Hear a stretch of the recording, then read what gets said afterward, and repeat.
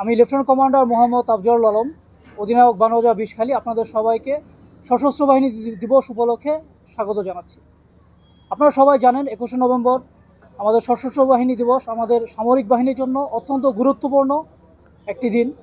কারণ 1971 সালের এই দিনে বীর মুক্তিযোদ্ধাদের সাথে কাঁধে কাঁধ মিলিয়ে আমাদের সেনা, নৌ এবং বিমান বাহিনীর সদস্যগণ একটি সশস্ত্র প্রতিরোধ গড়ে তোলে।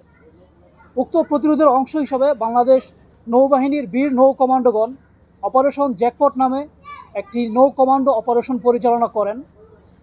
যেই অপারেশনে আমাদের বাংলাদেশের প্রধান নদীবন্দরগুলোতে অবস্থিত শত্রুপক্ষের প্রায় 26টি জাহাজ অর্থাৎ গোলাবারুদ এবং রসদবাহী জাহাজ ডুবিয়ে দেওয়া হয়। অলমোস্ট একই সময়ে বাংলাদেশ নৌবাহিনীতে ছোট দুটি গানবোট অর্থাৎ বানৌজা পদ্মা এবং বানৌজা পলাশের দ্বারা আপনারা এখানে যেখানে দাঁড়িয়ে আছেন এই পোষণ নদীতে অপারেশন হটপেট নামে একটি অপারেশন পরিচালনা করে।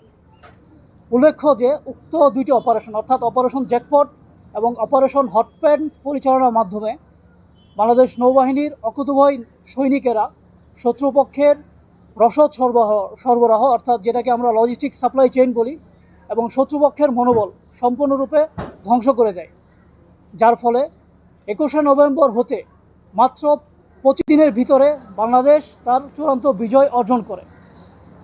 সম্মানিত সুধীমণ্ডলী, শুধুমাত্র ছোট দুটি গানবোট অর্থাৎ পদ্মা এবং পলাশ দিয়ে যে নৌবাহিনী যাত্রা শুরু করেছিল, কালের বিবর্তনে তা আজকে একটি আধুনিক, শক্তিশালী এবং ত্রিমাত্রিক নৌবাহিনীতে পরিণত হয়েছে।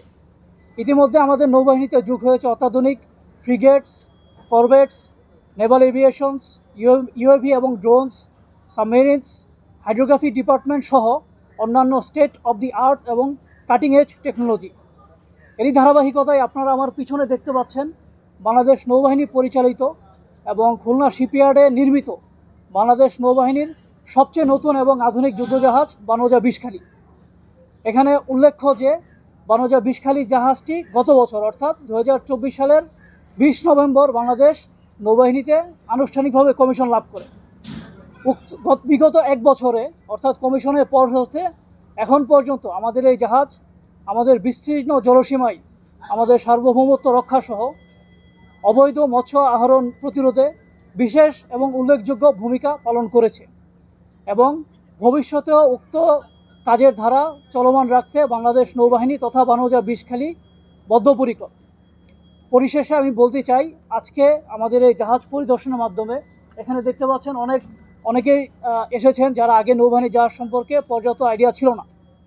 তো আমরা আশা করছি আজকে এই জাহাজ পরিদর্শনের মাধ্যমে আপামর জনসাধারণ এবং সবাই বাংলাদেশ নৌবাহিনীর জাহাজ এবং বাংলাদেশ নৌবাহিনীর কার্যক্রম সম্পর্কে আরও ধারণা লাভ করবে। মূলত আমাদের যে নতুন এবং তরুণ প্রজন্ম, যাদেরকে আমরা জেনজি বলি, আশা করছি তারা বাংলাদেশ নৌবাহিনী তথা আমাদের সামরিক এবং সশস্ত্র বাহিনীর কার্যক্রম সম্পর্কে বিশদ এবং সম্যক ধারণা লাভ করবে। পরিশেষে আমি আপনাদের সবাইকে এখানে আসার জন্য পুনরায় ধন্যবাদ জানিয়ে আজকের মিডিয়া ব্রিফ সমাপ্তি ঘোষণা করছি। আসসালামু আলাইকুম।